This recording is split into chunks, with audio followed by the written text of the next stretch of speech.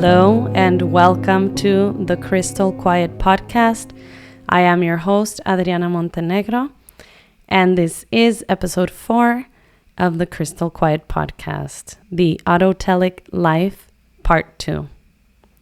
So I'm just going to pick it back up from where I left off last time. We will continue discussing the book Flow by Mihaly Csikszentmihalyi. And this is part 2, the autotelic life. Mihaly states that although average Americans have plenty of free time and ample access to leisure activities, they do not, as a result, experience flow often. Potentiality does not imply actuality, and quantity does not translate into quality. For example, sitting in front of a screen, the single most often pursued leisure activity in the United States today, leads to the flow condition very rarely. In fact, working people achieve the flow experience, which is deep concentration, high balance, challenges, and skills, a sense of control and satisfaction, about 4 times as often on their jobs, proportionately, as they do when they are sitting in front of a screen. We need to know how to control consciousness, a skill that most people have not learned to cultivate. Surrounded by an astounding panoply of recreational gadgets and leisure choices, most of us go on being bored and vaguely frustrated. I can attest to that. Another condition that affects whether an optimal experience will occur or not is an individual's ability to restructure consciousness so as to make flow possible. Some people enjoy themselves no matter where they are, while others stay bored even when confronted with the most dazzling prospects. So in addition to considering external conditions, or the structure of flow activities, we also need to take into account the internal conditions that make flow possible. The autotelic personality. It is not easy to transform ordinary experience into flow, but almost everyone can improve his or her ability to do so. Do all people have the same potential to control consciousness? And if not, what distinguishes those who do it easily from those who don't? Psychiatrists describe schizophrenics as suffering from anhedonia, which literally means lack of pleasure. This symptom appears to be related to stimulus over-inclusion, which refers to the fact that schizophrenics are condemned to notice irrelevant stimuli, to process information whether they like it or not. The schizophrenic tragic inability to keep things in or out of consciousness is vividly described by some patients. I am attending to everything at once, and as a result, I do not really attend to anything. Unable to concentrate, attending indiscriminately to everything, patients who suffer from this disease not surprisingly end up unable to enjoy themselves. Among school children, a great variety of learning disabilities have been reclassified under the heading of attentional disorders, because what they have in common is lack of control over attention.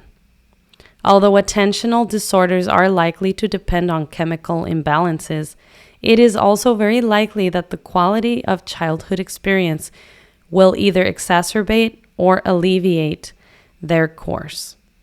Attentional disorders not only interfere with learning, but effectively rule out the possibility of experiencing flow as well. When a person cannot control psychic energy, neither learning nor true enjoyment is possible. A less drastic obstacle to experiencing flow is excessive self-consciousness. I am guilty of this. A person who is constantly worried about how others will perceive him or her, who is afraid of creating the wrong impression or of doing something inappropriate is also condemned to permanent exclusion from enjoyment. So are people who are excessively self-centered. A self-centered individual evaluates every bit of information only in terms of how it relates to his or her desires. For such a person, everything is valueless in itself. A flower is not worth a second look unless it can be used. A man or woman who cannot advance one's interests does not deserve further attention. Consciousness is structured entirely in terms of its own ends, and nothing is allowed to exist in it that does not conform to those ends. Both the self-conscious and the self-centered individual lack the attentional fluidity needed to relate to activities for their own sake. Too much psychic energy is wrapped up in the self, and free attention is rigidly guided by its needs. Under these conditions, it is difficult to become interested in intrinsic goals, to lose oneself in an activity that offers no rewards outside the interaction itself. Attentional disorders and stimulus over-inclusion prevent flow because psychic energy is too fluid and erratic. Excessive self-consciousness and self-centeredness prevent it for the opposite reason. Attention is too rigid and tight. Neither extreme allows a person to control attention. Those who operate at these extremes cannot enjoy themselves, have a difficult time learning, forfeit opportunities for the growth of the self. Paradoxically, a self-centered self cannot become more complex because all the psychic energy at its disposal is invested in fulfilling its current goals instead of learning about new ones. When it is no longer clear what is permitted and what is not, when it is uncertain what public opinion values, behavior becomes erratic and meaningless. People who depend on the rules of society to give order to their consciousness become anxious. Anomic situations might arise when the economy collapses, or when one culture is destroyed by another. But they can also come about when prosperity increases rapidly, and old values of thrift and hard work are no longer as relevant as they had once been. Alienation is in many ways the opposite. It is a condition in which people are constrained by the social system to act in ways that go against their goals. A worker who, in order to feed himself and his family, must perform the same meaningless task hundreds of times on an assembly line is likely to be alienated.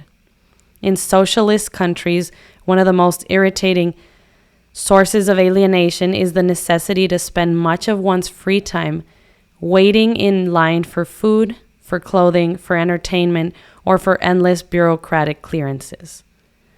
When a society suffers from autonomy, a lack of rules, flow is made difficult because it is not clear what is worth investing psychic energy in. When it suffers from alienation, the problem is that one cannot invest psychic energy in what is clearly desirable. In a research study by Dr. Jean Hamilton, students who did and did not report flow experiences were asked to pay attention to flashes of lights or tones in the laboratory. Her findings showed that subjects who reported only rarely experiencing flow behaved as expected. When responding to the flashing stimuli, their activation went up significantly above their baseline level. But the results from subjects who reported flow frequently were very surprising. Activation decreased when they were concentrating. So instead of requiring more effort, investment of attention actually seemed to decrease mental effort. A separate behavioral measure of attention confirmed that this group was also more accurate in a sustained attentional task. The most likely explanation for this unusual finding seems to be that the group reporting flow was able to reduce mental activity in every information channel, but the one involved in concentrating on the flashing stimuli. This, in turn, suggests that people who can enjoy themselves in a variety of situations have the ability to screen out stimulation and to focus only on what they decide is relevant for the moment. While paying attention ordinarily involves an additional burden of information processing above the usual baseline effort, for people who have learned to control consciousness, focusing attention is relatively effortless because they can shut off all mental processes but the relevant ones. It is this flexibility of attention which contrasts so sharply with the over-inclusion of the schizophrenic that may provide the neurological basis for the autotelic personality. Early childhood influences are also very likely factors in determining whether a person will or will not easily experience flow. There is ample evidence to suggest that how parents interact with a child will have a lasting effect on the kind of person the child grows up to be. In a recent study by Kevin Rathund, conducted at the University of Chicago, he observed that teenagers who had certain types of relationship with their parents were significantly more happy, satisfied, and strong in most life situations than their peers who did not have such a relationship. The family context promoting optimal experience could be described as having 5 characteristics. The first one is clarity. The teenager feels that they know what their parents expect from them. Goals and feedback in the family interaction are unambiguous. The second is centering, or the children's perception that their parents are interested in what they are doing in the present, in their concrete feelings and experiences, rather than being preoccupied with whether they will be getting into a good college or obtaining a well-paying job. Next is choice. Children feel that they have a variety of possibilities from which to choose, including that of breaking parental rules as long as they are prepared to face the consequences. The fourth differentiating characteristic is commitment, or the trust that allows the child to feel comfortable enough to set aside the shield of his defenses and become unselfconsciously involved in whatever he is interested in. And finally, there is challenge, or the parent's dedication to provide increasingly complex opportunities for action to their children. The presence of these 5 conditions make possible what is called the autotelic family context, because they provide an ideal training for enjoying life. Children who know what they can and cannot do, who do not have to constantly argue about rules and controls, who are not worried about their parents' expectations for future success always hanging over their heads, are released from many of the attentional demands that more chaotic households generate. They are free to develop interests in activities that will expand their selves. It stands to reason, however, that a child who has been abused or who has often been threatened with the withdrawal of parental love, and unfortunately, we are becoming increasingly aware of what a disturbing proportion of children in our culture are so mistreated in this way, will be so worried about keeping his sense of self from coming apart as to have little energy left to pursue intrinsic rewards. So the teenager will be so worried about keeping his sense of self from coming apart as to have little energy left to pursue intrinsic rewards.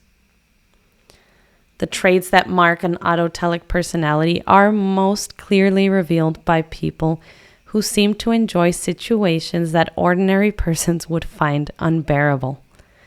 Lost in Antarctica or confined to a prison cell, some individuals succeed in transforming their harrowing conditions into a manageable and even enjoyable struggle, whereas most others would succumb to the ordeal. Richard Logan, who has studied the accounts of many people in difficult situations, concludes that they survived by finding ways to turn the bleak objective conditions into subjectively controllable experience. When adversity threatens to paralyze us, we need to reassert control by finding a new direction in which to invest psychic energy, a direction that lies outside the reach of extreme forces. When every aspiration is frustrated, a person must still seek a meaningful goal around which to organize the self. Then, even though that person is objectively a slave, subjectively he is free. Logan concludes that the most important trait of survivors is a non-self-conscious individualism, or a strongly directed purpose that is not self-seeking. People who have that quality are bent on doing their best in all circumstances, yet they are not primarily concerned with advancing their own interests. Because they are intrinsically motivated in their actions, they are not easily disturbed by external threats. With enough psychic energy free to observe and analyze their surroundings objectively, they have a better chance of discovering in them new opportunities for action. If we are to consider one trait a key element of the autotelic personality, this might be it. Narcissistic individuals who are mainly concerned with protecting their self fall apart when the external conditions turn threatening. The ensuing panic prevents them from doing what they must do. Their attention turns inward in an effort to restore order in consciousness, and not enough remains to negotiate outside reality. Bertrand Russell described how he achieved personal happiness. Gradually, I learned to be indifferent to myself and my deficiencies. I came to center my attention increasingly upon external objects, the state of the world, various branches of knowledge, individuals for whom I felt affection. In part, such a personality is a gift of biological inheritance and early upbringing. Some people are born with a more focused and flexible neurological endowment, or are fortunate to have had parents who promoted unselfconscious individuality. But it is an ability open to cultivation, a skill one can perfect through training and discipline. When we are unhappy, depressed, or bored, we have an easy remedy at hand: to use the body for all it's worth. Most people nowadays are aware of the importance of health and physical fitness, but the almost unlimited potential for enjoyment that the body offers often remains unexploited. What gives the body a preciousness beyond reckoning is the fact that without it there would be no experiences, and therefore no record of life as we know it. Everything the body can do is potentially enjoyable, yet many people ignore this capacity and use their physical equipment as little as possible, leaving its ability to provide flow unexploited. The simple act of moving the body across space becomes a source of complex feedback that provides optimal experience and adds strength to the self. The mind is always involved as well. To get enjoyment from swimming, for instance, one needs to cultivate a set of appropriate skills, which requires the concentration of attention. Each modality offers an almost unlimited amount of enjoyment, but only to persons who work to develop the skills they require. To those who do not, the body remains indeed a lump of rather inexpensive flesh. The purest form of athletics and sports in general is to break through the limitations of what the body can accomplish.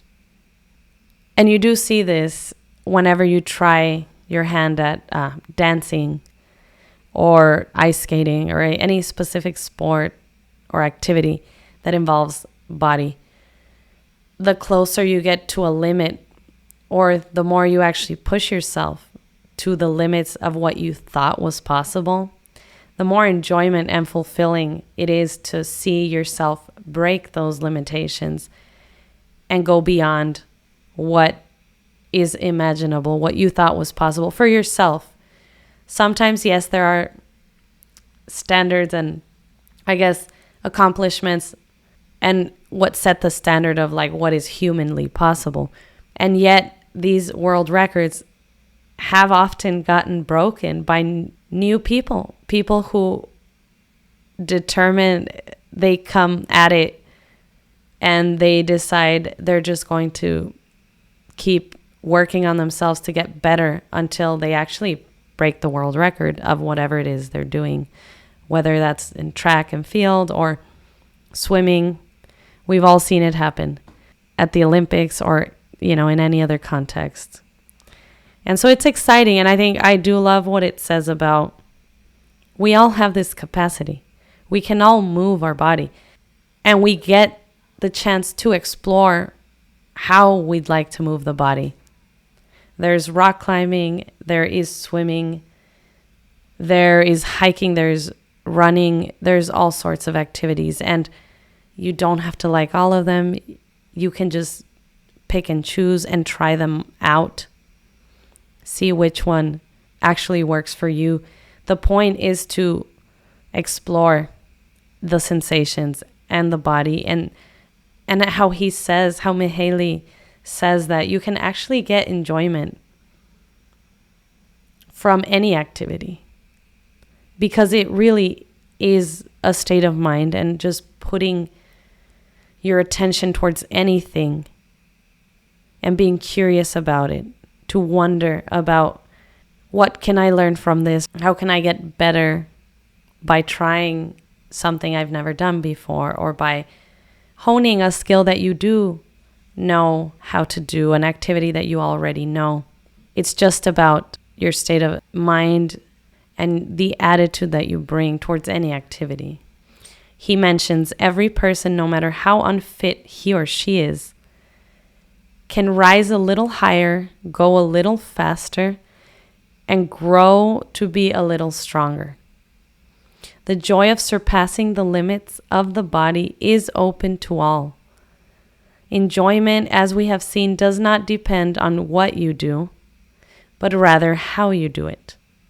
People are happiest when they are just talking to one another, when they garden, knit, or are involved in a hobby, any hobby really.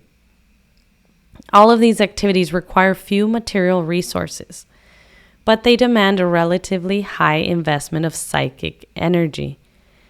Leisure that uses up external resources, however, often requires less attention, and as a consequence, it generally provides less memorable rewards. I think that's a very important point to pause on and explore, because that's something we actually don't take into account most of the time when we're doing any sort of activity, how expensive or how many resources it requires to do an activity. Like, let's just say I want to go ride a motorcycle. Well, I need to have a motorcycle if I want to ride it. And if that's the case, I have to invest in getting a motorcycle, a license, helmet, all of it, gear to wear. If you want to go scuba diving, it's investing in the gear and in lessons and training, or just the travel expenses to get to places where you can actually go scuba diving. But what he mentions is that a lot of the time, there are so many activities that we actually don't take into consideration that are free. Walking. You can take a very long walk that does involve concentration, that does involve exploration. You can dance. Not everything requires so many resources. Even if it does cost some money, what he's talking about is actually how much attention it requires. And sometimes we fall back on activities that involve less attention, because when we think of leisure, what we're actually thinking about is relaxing and resting. Whereas I think that if we used our free time in a manner where we could challenge ourselves, we would be choosing activities that would require a lot of psychic energy and attention, such as learning a new skill, whether that's learning a new language or learning an instrument, reading a book, knitting. If you don't know how to knit, learning how to knit. Even gardening, it requires putting other things away. You're putting your phone away and focusing all that psychic energy and attention to the one task at hand. But as he says, that is so much more rewarding and memorable. He also mentions that most of our deeds are impelled, either directly or indirectly, by sexual needs. We wash, dress, and comb our hair to be attractive. Many of us go to work so as to afford keeping a partner and a household. We struggle for status and power, in part so as to be admired and loved. But he later goes on to explain that the same sexual act can be experienced. I think it's interesting that he brings up this point because, yes, it goes back to what Darwin stated about how it is based on the continuation of our species. And yes, sex drives a lot of people's actions. But on the other hand, you also see very memorable, well-known philosophers, authors, artists, scientists, and thinkers who did things just for the sake of doing them, who explored ideas and concepts and theories, who further advanced human knowledge just based on curiosity alone and wanting to explore a certain train of thought. And I do believe that those are intrinsic actions, and they were most likely not necessarily driven by sex. It is just interesting to see how a lot of materialistic deeds are based and impelled by the sexual needs, but to see how other actions and goals are driven by needs that are interior needs, that find fulfillment through these challenging activities or acquisition of skills that you do not yet have, that are fulfilling for their own sake. He brings up a point in the same chapter about the body, that the same sexual act can be experienced as painful, revolting, frightening, neutral, pleasant, pleasurable, enjoyable, or ecstatic, depending on how it is linked to a person's goals. A rape may not be distinguishable physically from a loving encounter, but their psychological effects are worlds apart. It is safe to say that sexual stimulation in and of itself is generally pleasurable, that we are genetically programmed to derive pleasure from sexuality is evolution's rather clever way of guaranteeing that individuals will engage in activities likely to lead to procreation, thus ensuring the survival of the species. But like other pleasures, unless it is transformed into an enjoyable activity, sex easily becomes boring with time. It turns from a genuinely positive experience into either a meaningless ritual or an addictive dependence. Fortunately, there are many ways to make sex enjoyable, but the real cultivation of sexuality begins only when psychological dimensions are added to the purely physical. A third dimension of sexuality begins to emerge when, in addition to physical pleasure and the enjoyment of a romantic relationship, the lover feels genuine care for his or her partner. There are then new challenges one discovers. to enjoy the partner as a unique person, to understand him or her, and to help him or her fulfill her goals. With the emergence of this third dimension, sexuality becomes a very complex process, one that can go on providing flow experiences all through life. To be enjoyable, a relationship must become more complex.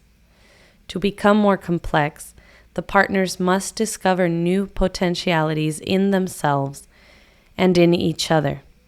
To discover these, they must invest attention in each other so that they can learn what thoughts and feelings and what dreams reside in their partner's mind. This in itself is a never-ending process, a lifetime's task. He then brings up yoga, since we are talking about the body. He mentions that the perfect society would be able to strike a healthy balance between the spiritual and material worlds. But short of aiming for perfection, we can look toward Eastern religions for guidance on how to achieve control over consciousness. In Sanskrit, yoga means yoking, which I did mention in episode 2, which refers to the method's goal of joining the individual with God.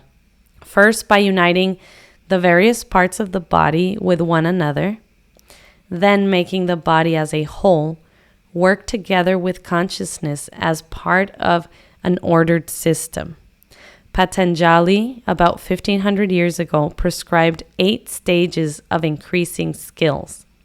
The first 2 stages of ethical preparation are intended to change a person's attitudes. For example, a straightening out of consciousness. They attempt to reduce psychic entropy. In practice, yama requires that one achieve restraint from acts and thoughts that might harm others. Falsehood, theft, lust, and avarice. The second step, niyama, involves obedience or the following of ordered routines in cleanliness, study, obedience to God, all which help to channel attention into predictable patterns, and hence make attention easier to control.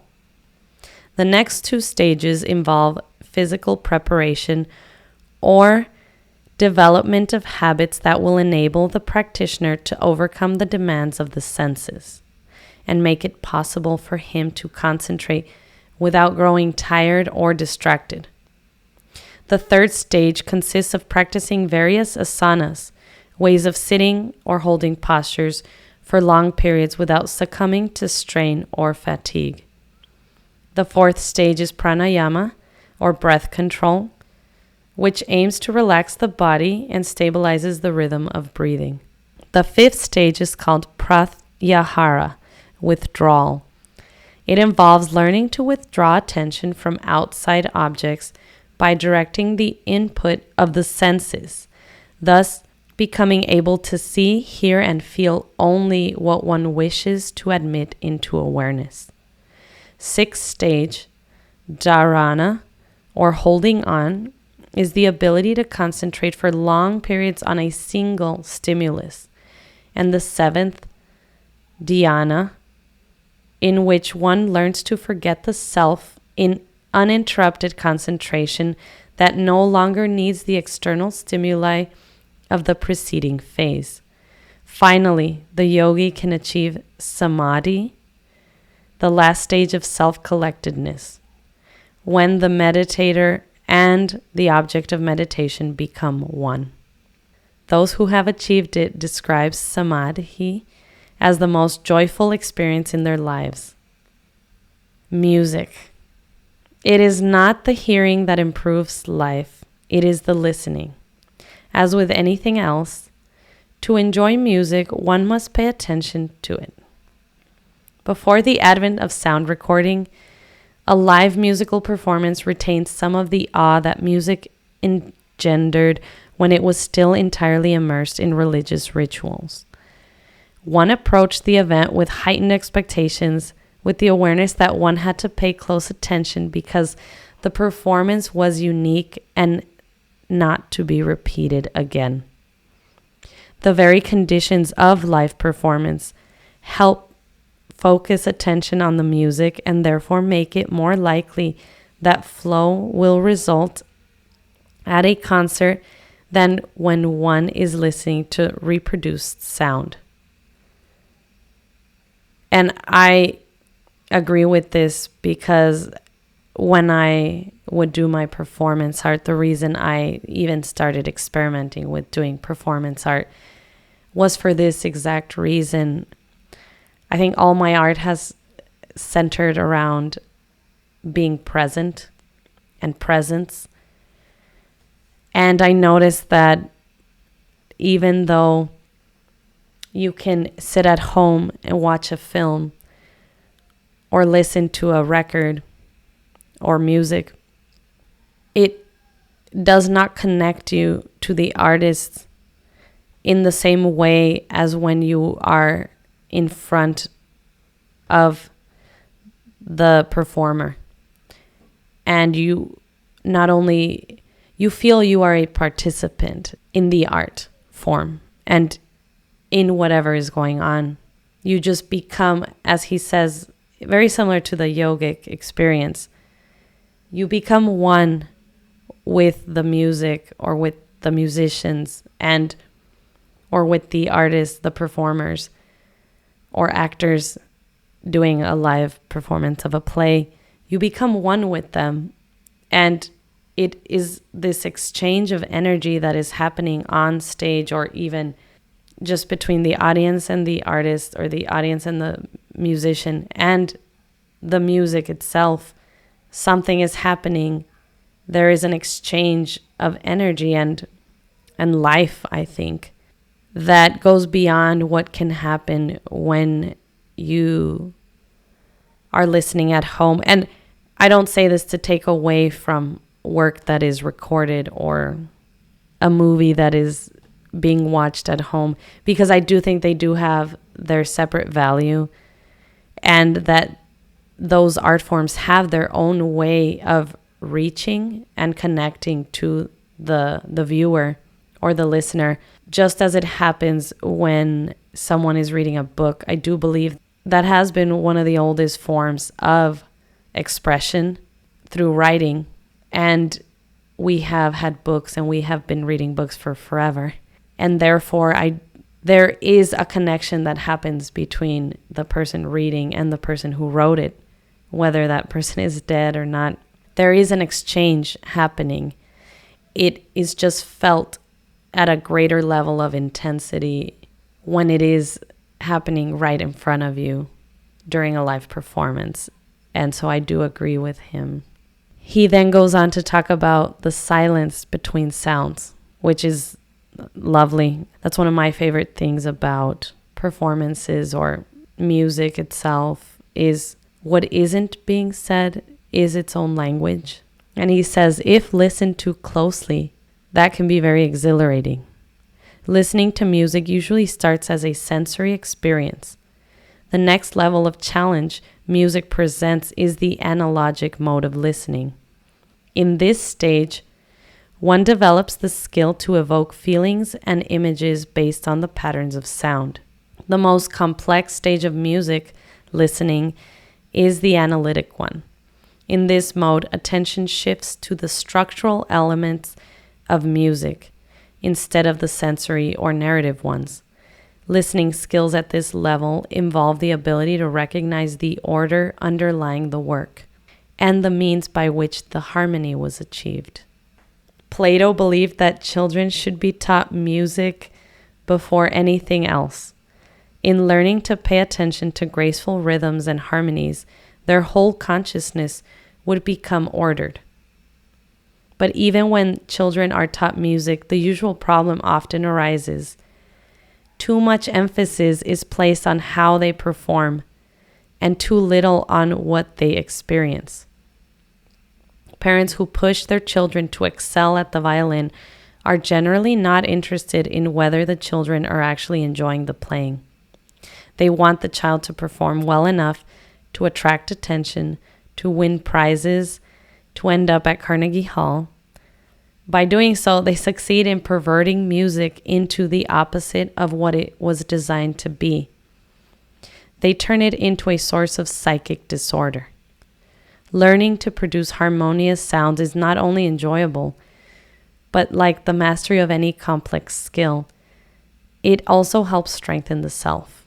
When I was little, I was put into piano lessons, and at some point I played a recital, and I remember messing up and I froze, and instead of just continuing, I think I tried to continue, and I just realized I couldn't concentrate in the same way. I had completely been taken out of the moment, I guess due to the awareness that other people were watching, and some level of self-consciousness crept in, and I just froze and I couldn't finish. I don't remember if I finished or not. I probably didn't. I don't know. Maybe I got up, walked off, or maybe I tried to finish. I don't remember. I remember losing my relationship with playing piano, and music had changed because when it is forced on you, or when you feel you need to achieve some level of goals or success, it no longer becomes pleasurable or enjoyable. I do remember that for years I just stopped playing, and then later in college I went back to it, and I would just go late at night into the music room. And it was usually when I would feel when I was going through some emotional thing or situation, it was a release. And that's still the dynamic I have with it now. Not just piano, but guitar and other instruments. I pick it up when I have a lot of things I'm sorting out in my heart or head.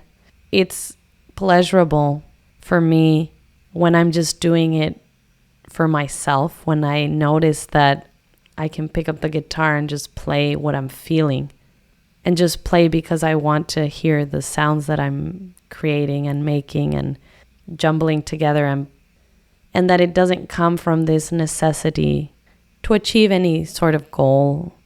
I have taken some lessons, some guitar lessons and music theory, but I think that is driven by intrinsic goals.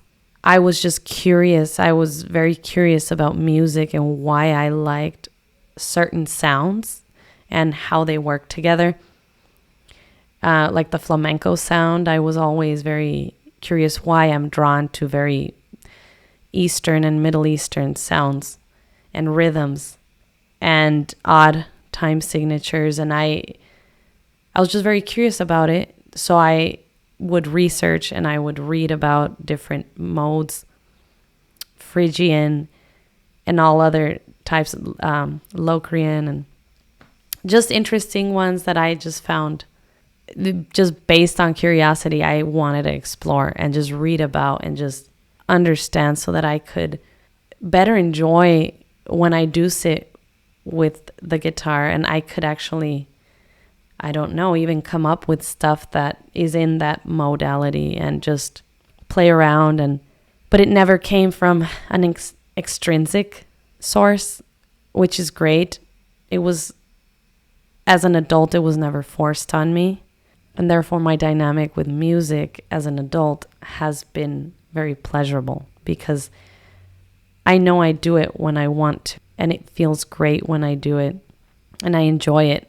Whereas as a child, it felt forced on me, and it felt like I had to do it well, and I had to please my parents, and I don't know, more so based on achievement, not so much just doing something for the sake of doing it. So, which is just stressing Mahaley's point about how when you really enjoy something, nothing else matters, it's not about any of the other things. It really is just the process of doing the activity itself.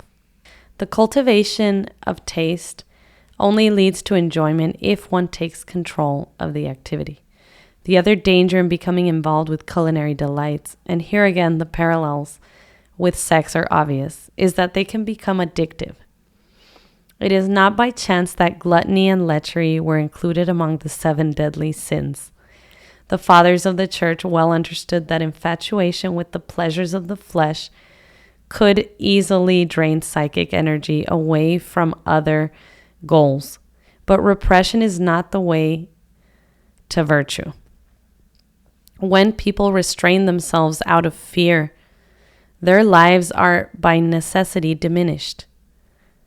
They become rigid and defensive, and their self stops growing. Only through freely chosen discipline can life be enjoyed and still kept within the bounds of reason. If a person learns to control his instinctual desires, not because he has to, but because he wants to, then he can enjoy himself without becoming addicted. In the metaphorical language of several religions, the body is called the temple of God, or the vessel of God, imagery to which even an atheist should be able to relate. The integrated cells and organs that make up the human organism are an instrument that allows us to get in touch with the rest of the universe. It is through the body that we are related to one another and to the rest of the world. As Sir Francis Bacon noted almost 400 years ago, wonder, which is the seed of knowledge, is the reflection of the purest form of pleasure. In reality, to achieve such an ordered mental condition is not as easy as it sounds. Contrary to what we tend to assume, the normal state of the mind is chaos. Without training and without an object in the external world that demands attention, people are unable to focus their thoughts for more than a few minutes at a time. It is relatively easy to concentrate when attention is structured by outside stimuli. And this you can see in today's society clearly with our very short attention spans on social media, TikTok, and all of that stuff, which I don't even know anything about. It is extremely hard to focus your attention and to train yourself to give your attention to something for more than a few minutes. And therefore, it does take a lot of discipline. And in today's society, it is really hard not only to achieve that or to do it, but not to get distracted, as well as find reasons to do it, to find meaning in what we are giving our attention to, and even being aware of what we allow into our mind. I think that's a skill that can be developed and cultivated more by every person. We don't usually notice how little control we have over the mind, because habits channel psychic energy so well that thoughts seem to follow each other by themselves without a hitch.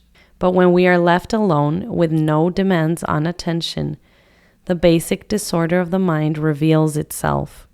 With nothing to do, it begins to follow random patterns, usually stopping to consider something painful or disturbing. Unless a person knows how to give order to his or her thoughts, attention will be attracted to whatever is most problematic at the moment. It will focus on some real or imaginary pain, on recent grudges or long-term frustrations. Entropy is the normal state of consciousness, a condition that is neither useful nor enjoyable. This was a very interesting point. As soon as I read it, I thought, that's very true. Our brain is usually in disorder. And if we allow it to just go its own way, it will just take on any train of thought. As Mihaly mentions, usually something painful or disturbing or negative.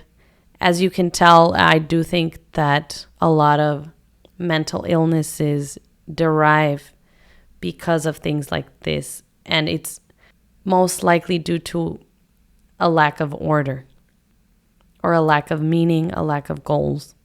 And it is this inability to structure consciousness in a way that is meaningful, that provides an environment that is just like rife with disorder and randomness, as it says. And that's when your thoughts just, I just remembered that there was a point in my life when it was a very low point in my life, and I would get very anxious. My thoughts would race. Not for the life of me could I stop any of those thoughts. I didn't know how to. It was only through substances or extreme activities, more so like dangerous activities, where my mind could focus and be present. When I guess I was forced to do something that was life-threatening or dangerous, where I had to pay attention. If not, something would really go wrong. I do think that these are all habits.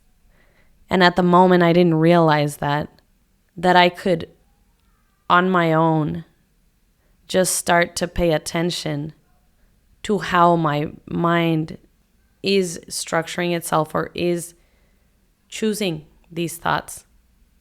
Because as I've mentioned in one of the episodes, there is a part of the mind that is an observer and a part that is the observed. And I do think that a part of our mind can stop and notice what the other part of the mind is doing. And so these thoughts that are racing or in disorder can at least be noticed and observed. And I do think that's the very first step, because before being able to stop them or change them in any way, any habit is hard to change or stop unless it's recognized as a habit or pattern. So the very first step is to notice and observe and pay attention each time it happens. And so I do love that he mentions entropy is the normal state of consciousness, which sometimes we forget. I forget that.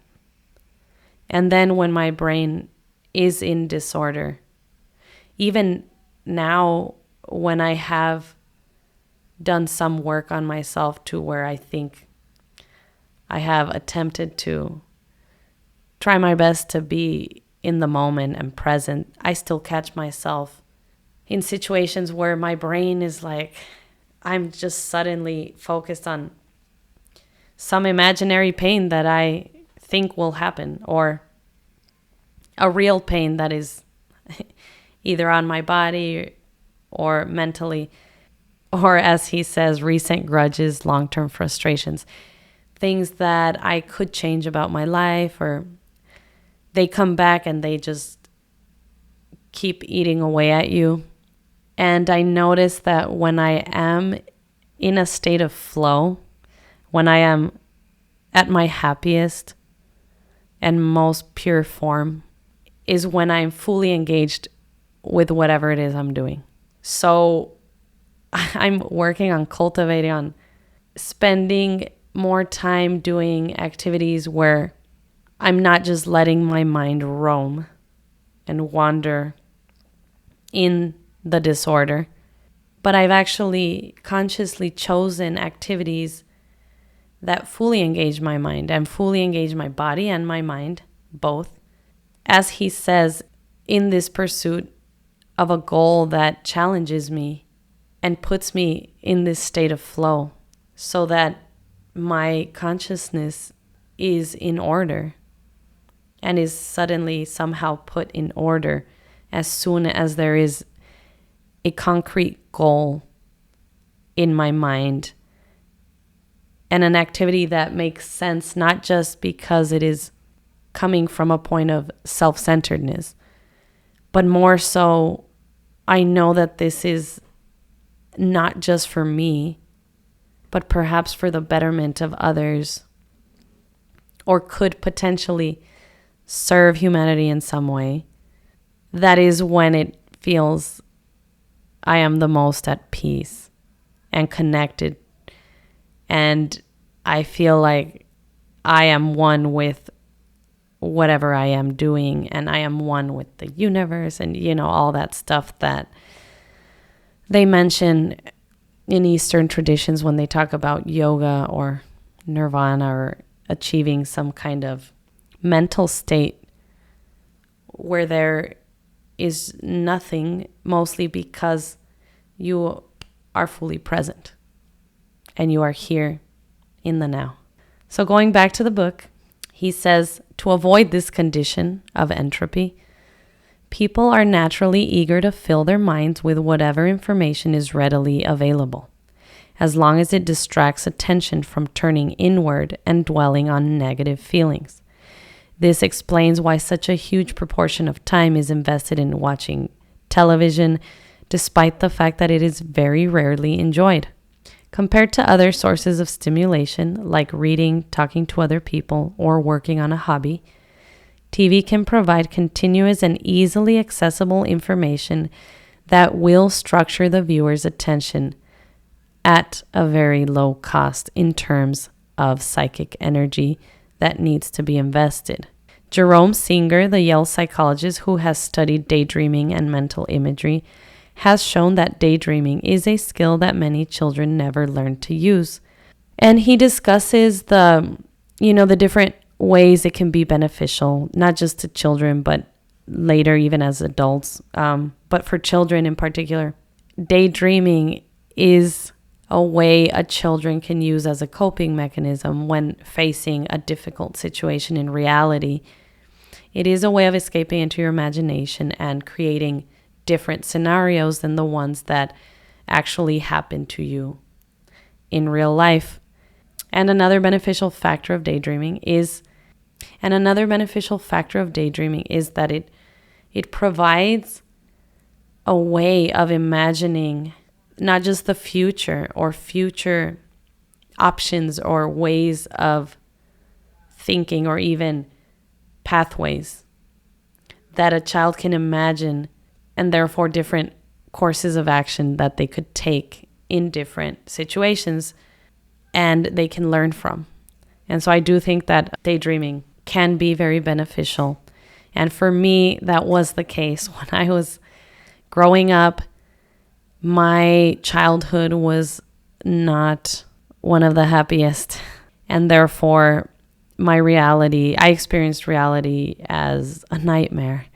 I escaped into my imagination a lot of the time. I think most of my time awake, I was in my imagination because reality was pretty unbearable. I do think that over the years, my dynamic with daydreaming and my imagination, it took a turn that I did not expect, and that was actually negative in my life. And it turned into something that became an obstacle.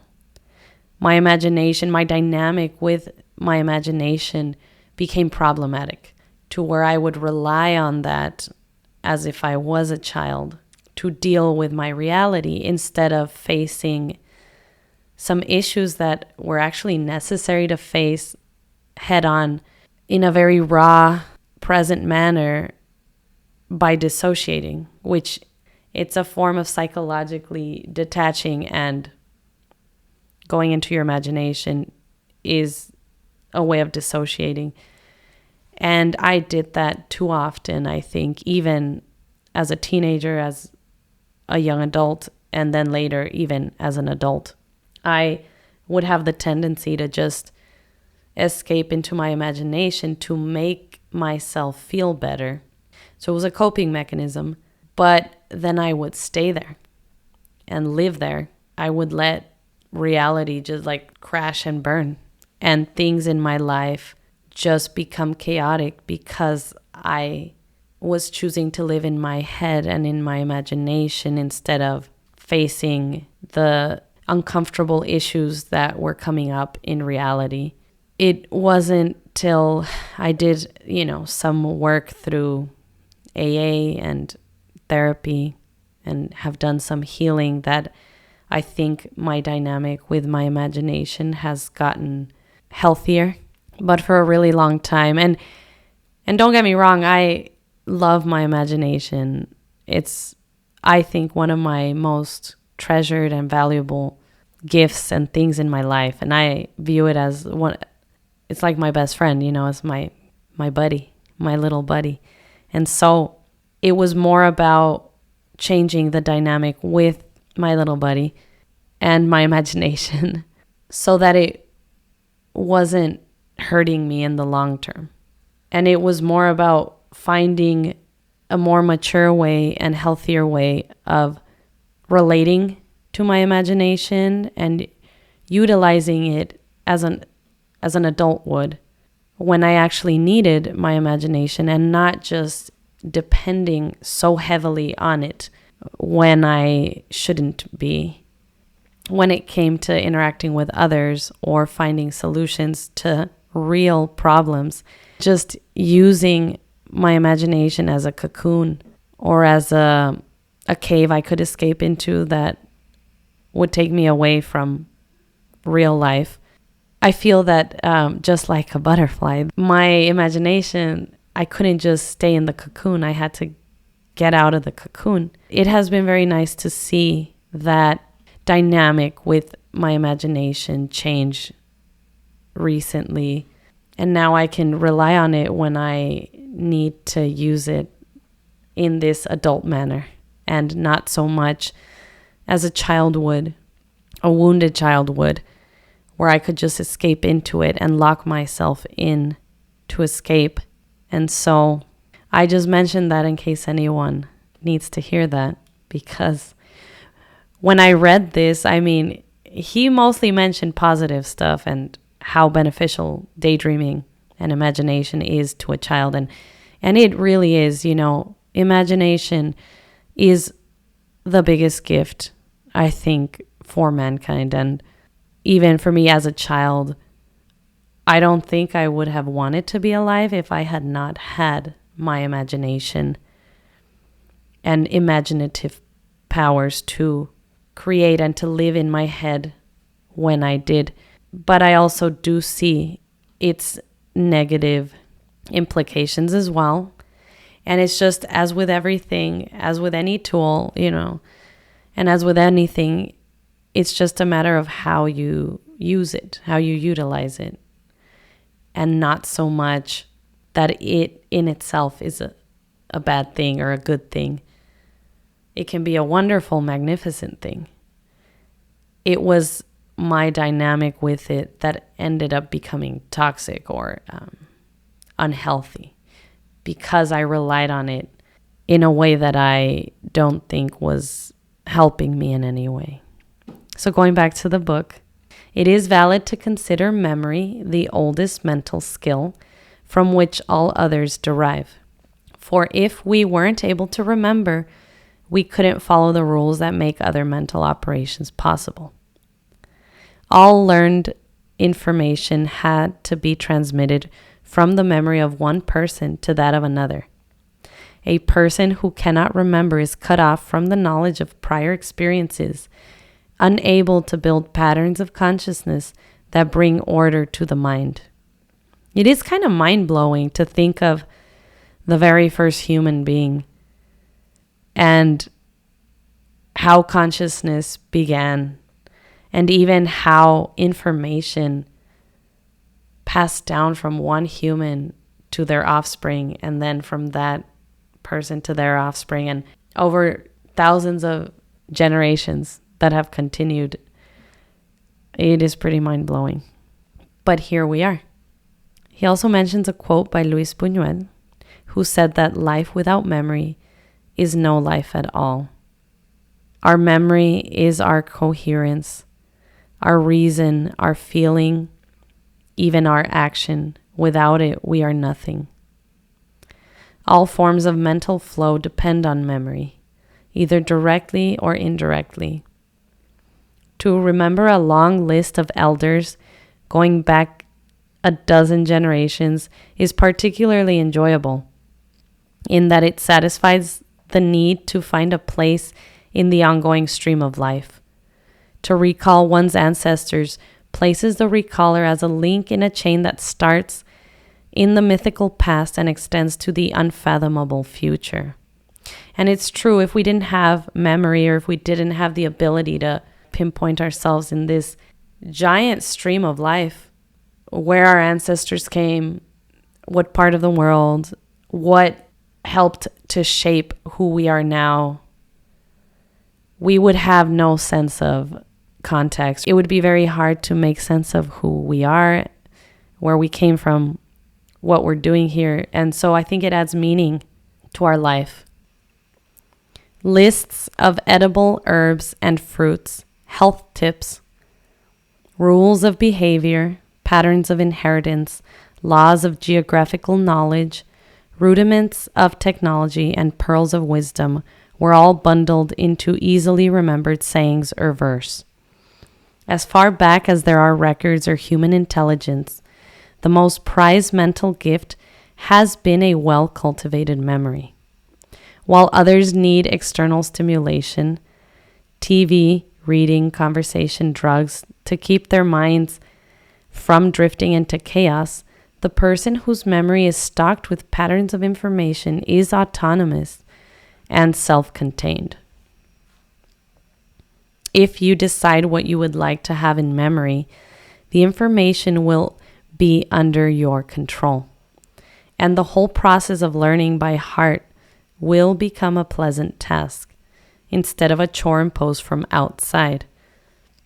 The reason he brings this up is because he talks about how important it was to recite things from memory. So he brings up like poetry, the long form verse, the Iliad, the Odyssey, a lot of those ancient texts that were actually written down but were oral traditions and were told orally.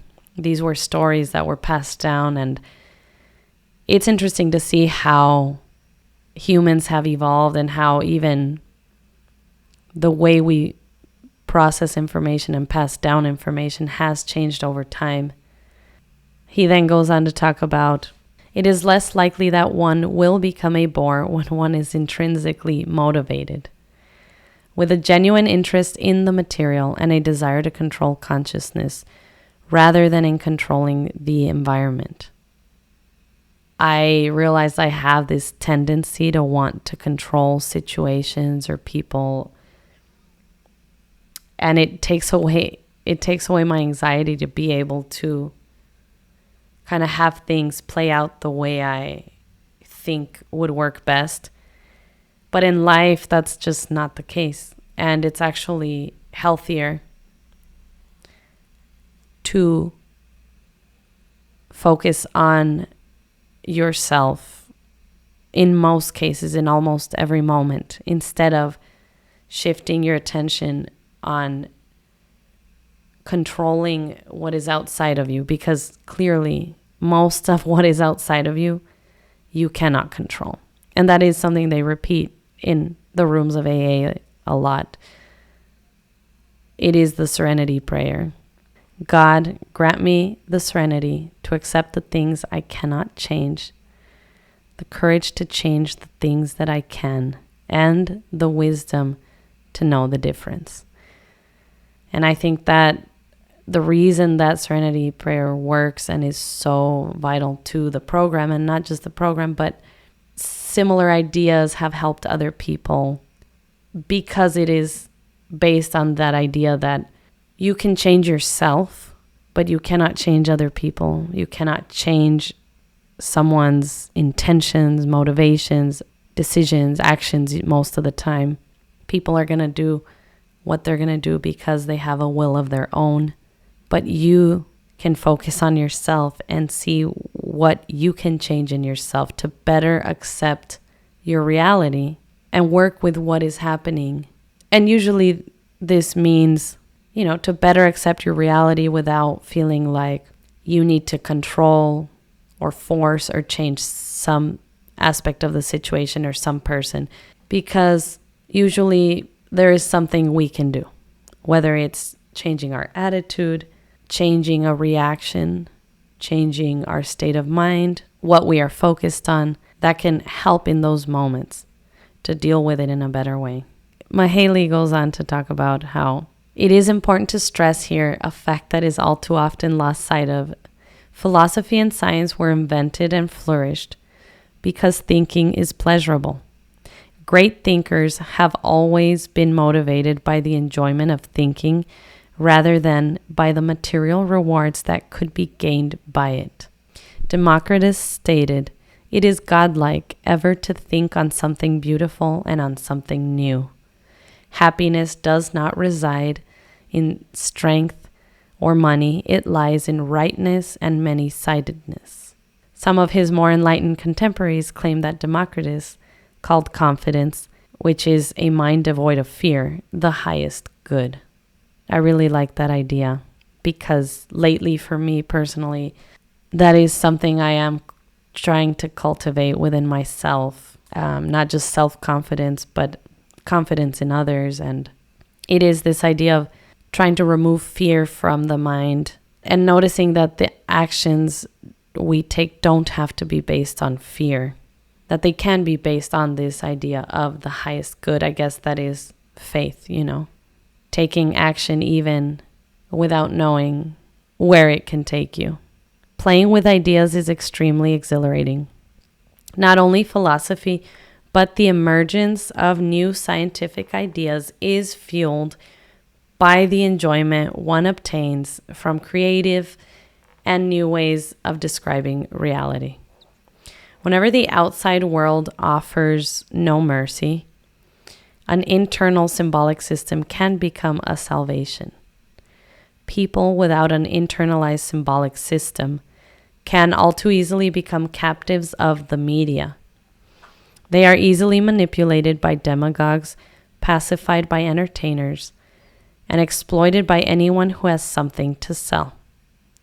If we have become dependent on television, on drugs, and on facile calls to political or religious salvation, it is because we have so little to fall back on, so few internal rules to keep our mind from being taken over by those who claim to have the answers. And what he means by internalized symbolic system, it can be, an example would be poetry. So the structure, the rules of poetry. Or he uses an example of like word puzzles. Math is another symbolic system. But just the knowledge of any of these symbolic systems, it changes you and it provides something that you can have access to at all times that can give meaning to your life, even in situations that have no meaning. Without the capacity to provide its own information, the mind drifts into randomness. It is within each person's power to decide whether its order will be restored from the outside in ways over which we have no control, or whether the order will be the result of an internal pattern that grows organically from our skills and knowledge. And I think here he also points out the differences and makes the distinction between when you do allow other people's opinions and other so-called experts to give you that information, and not just that, but to provide the meaning in your life and provide that order, to establish the order of your consciousness, or whether you on your own decide what information you are putting into your consciousness and organically structure order out of your consciousness from what you pick and choose that is already in it. Utilitarian ideologies in the past 2 centuries have convinced us that the main purpose of talking is to convey useful information. As a result, people have become almost unable to talk to each other outside of narrow topics of immediate interest and specialization. It could be argued that the main function of conversation is not to get things accomplished, but to improve the quality of experience. The point of writing is to create information, not simply to pass it along. It is the slow, organically growing process of thought involved in writing that lets the ideas emerge in the first place. Not so long ago, it was acceptable to be an amateur poet or essayist. Nowadays, if one does not make some money, however pitifully little, out of writing, it's considered to be a waste of time. And I think this goes for any activity, not just writing. If you start playing music, if you start drawing, if you start painting, if you start doing any sort of hobby, some people will say, well, if it's not making you money, why are you doing it? Like, it is actually taken as downright shameful for a man past 20 to indulge in versification unless he receives a check to show for it.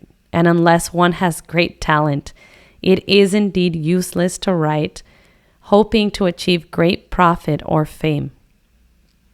But it is never a waste to write for intrinsic reasons. First of all, writing gives the mind a disciplined means of expression.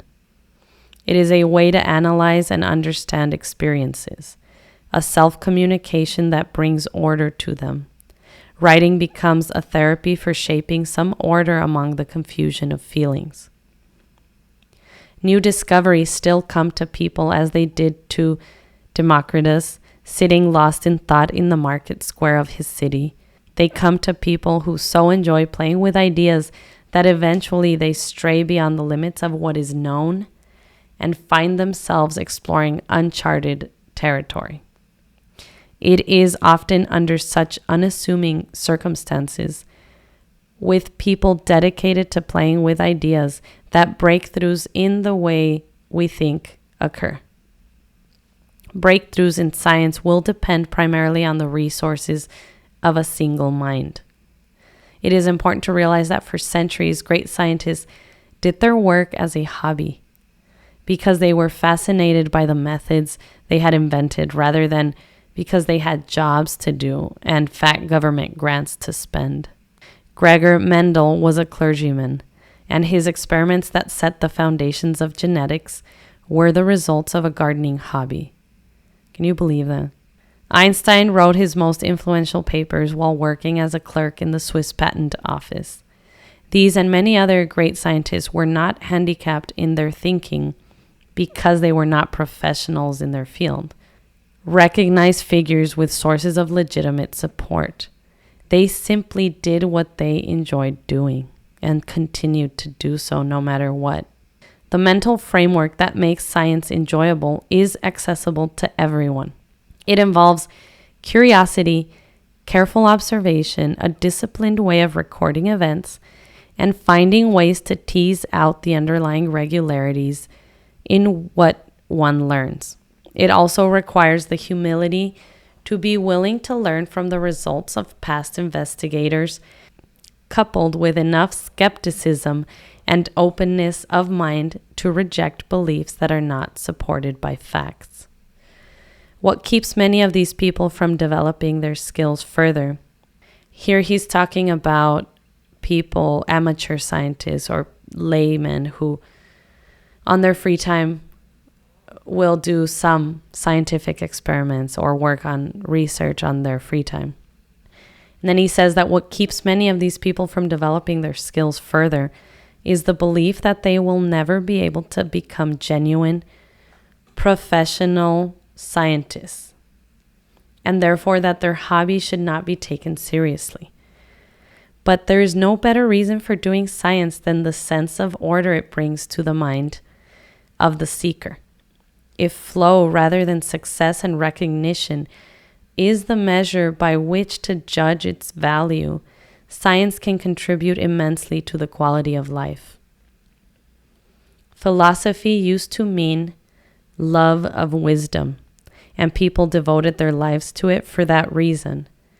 Nowadays, professional philosophers would be embarrassed to acknowledge so naive a conception of their craft. As in all other branches of learning, the first step after deciding what area one wants to pursue is to learn what others have thought about the matter. By reading, talking, and listening selectively, one can form an idea of what the state of the art is in the field. If a person feels coerced to read a certain book, to follow a given course because that is supposed to be the way to do it. Learning will go against the grain. But if the decision is to take the same route because of an inner feeling of rightness, the learning will be relatively effortless and enjoyable. If one records ideas in response to an inner challenge to express clearly the major questions by which one feels compelled or confronted, and tries to sketch out answers that will help make sense of one's experiences, then the amateur philosopher will have learned to derive enjoyment from one of the most difficult and rewarding tasks of life. Some individuals prefer to specialize and devote all their energy to one activity, aiming to reach almost professional levels of performance in it. They tend to look down on anyone who is not as skillful and devoted to their specialty as they themselves are. Others prefer to dabble in a variety of activities, taking as much enjoyment as possible from each without necessarily becoming an expert in any one. An amateur or dilettante is someone not quite up to par, a person not to be taken very seriously, one whose performance falls short of professional standards. But originally, amateur, from the Latin verb amare, to love, referred to a person who loved what he was doing. Similarly, dilettante, from the Latin delectare, to find delight in, was someone who enjoyed a given activity. The earliest meanings of these words, therefore, drew attention to experiences rather than accomplishments. They describe the subjective rewards individuals gain from doing things instead of focusing on how well they were achieving. Nothing illustrates as clearly our changing attitude towards the value of experience as the fate of these two words. Increasingly, the emphasis has been to value behavior over subjective states. What is admired is success, achievement, the quality of performance, rather than the quality of experience. Consequently, it has become embarrassing to be called a dilettante, even though to be a dilettante is to achieve what counts most, the enjoyment one's actions provides. The bad connotation that the terms amateur and dilettante have earned for themselves over the years are due largely to the blurring of the distinction between intrinsic and extrinsic goals. The point of becoming an amateur scientist is not to compete with professionals on their own turf, but to use a symbolic discipline to extend mental skills and to create order in consciousness.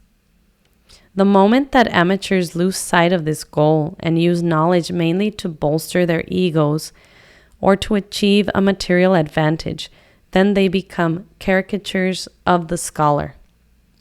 Without training in the discipline of skepticism and reciprocal criticism that underlies the scientific method, lay persons who venture into the fields of knowledge with prejudiced goals can become more ruthless, more egregiously unconcerned with the truth than even the most corrupt scholar.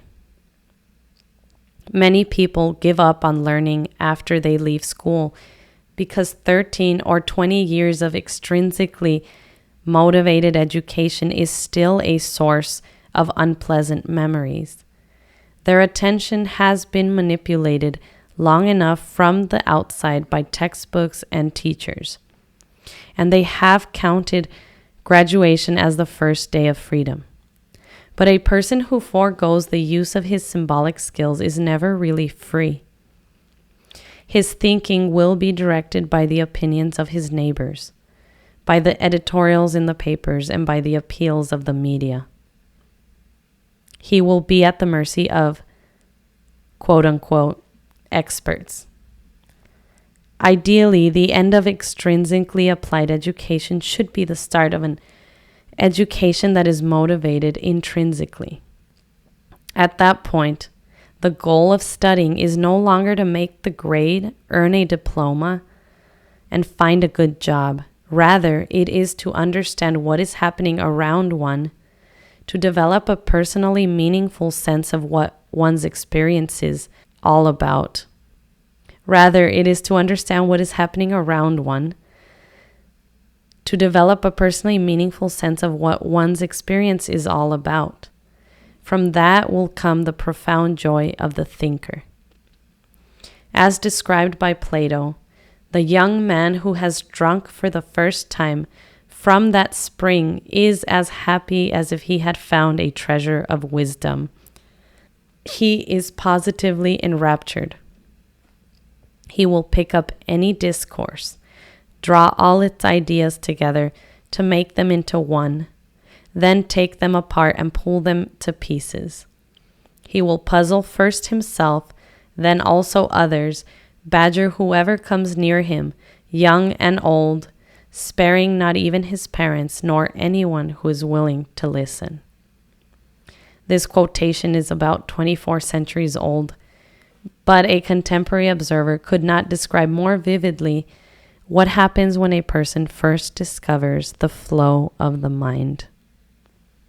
I think all that he spoke about towards the end of this chapter, the two terms, amateur and dilettante, and how much they've changed over time. The connotation has changed over time. It's interesting to see it even just as, human nature and as a society. And I don't know if it is tied to this consumer and capitalistic society where we have learned to place value on things more so than experiences because they aren't quantifiable. It's hard to put value on experience. And I do think that that is what makes them more beautiful, is that it can never be replicated. It can never be the same. It can never be extracted in a way that it can't be exploited either. Experiences is just in that moment. They happen and never happen again. And yet, the reason that these two terms have changed so much, as he says, we are giving value to behavior more so than quality of experience. But I think it does tie into the fact that we don't spend enough time observing ourselves and being aware of our own thoughts, of how something makes us feel. We don't spend enough time asking ourselves if we are actually enjoying what we are doing, if we enjoy the people we are with. And this is something that even personally in therapy I've talked about that I hadn't noticed until recently, is that a lot of the time I'm just going through life and I just I'm kind of experiencing life as it happens to me, more so than having any autonomy and making choices that further express who I am or help me in some way understand aspects of who I am. And I have noticed that a lot of the time I don't ask myself how I'm feeling. If I'm in a place or at an event or even at work or in a situation, I don't ask myself, how did this make me feel? How do I feel about this person or this situation or this thing, this tool or this place? I am more so focused on the environment or other people and what they're thinking or what they're feeling. I just recently have gotten a little bit more aware of this just because my therapist brought it up to me, to notice And this is something that I think is important to ask ourselves, to pause, and reflect at different moments throughout our day, and to ask ourselves, am I doing this one thing because I actually enjoy it? And if not, why? And it's okay if I'm not enjoying something, and if I hate whatever it is I'm doing or the people I'm with. Or I recently discovered that all emotions are valid, and all emotions are, even anger, sadness, hate, all of these things are okay to experience as a feeling, and to observe it does not mean you have to act on any of them, but just as feelings, it's okay to notice them, because that is how we get to know ourselves. And I do think that when I do stop and write down what I think about certain things, or how I'm feeling about a certain situation or place or person, it does give me more insight as to who I am. I get a more concrete picture of what I want or what I don't like, what I do like. And it makes it a little bit easier to relate to others when I have a clearer picture of myself. We could optimize our experiences if we start paying more attention to those things that fulfill us and that make us feel better, or that we just enjoy more, and maybe less of the things that we don't enjoy, or maybe changing our perception around it, or trying to make a situation better if there's anything we can do on our part to shift our perspective. But in all cases, it just shows that if we were to focus more on the experience itself, as opposed to just hitting the marks. If we went through life just hitting the marks, what a boring existence that would be. And that might be the cause of a lot of people's misery, I think. It was for a long time in my life. So I can definitely see how this would be problematic. Our state of mind and our inner peace, I think, is one of the most important aspects of life. It doesn't so much depend on what we achieve and how much money we make and the material success and any recognition. I think it's more so how we carry ourselves through life.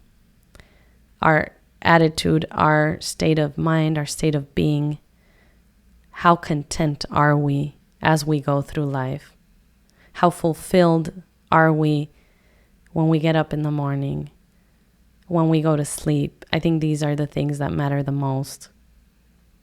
And so I do love that he brings that point up. And especially how he uses that last quote to talk about how happy thinking can make you. And just experiencing the flow of the mind, how it can just be rapturous. And I will end it there because I think that's a beautiful place to end it. So thank you for listening. I will see you next time.